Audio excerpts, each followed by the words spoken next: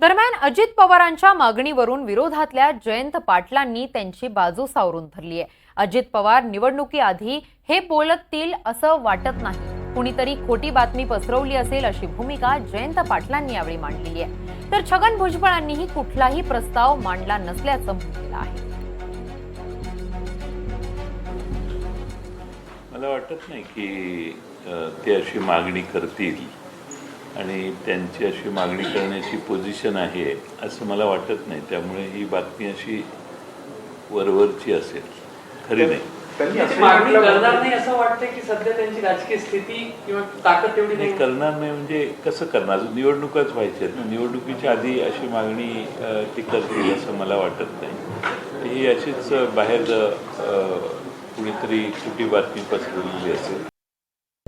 अजिबात नाही। असं कोणी मनुष्य, कोणी वेडा मनुष्यसुद्धा अशा प्रकारचा प्रस्ताव देणार नाही।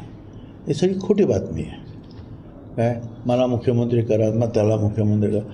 अरे निवडणुका समोर आलेल्या असताना त्या लढायच्या, त्या जिंकायच्या, अशा वेळेला या अशा कुठल्याही प्रकारची जी आहे मागणी कोणी करू शकत नाही।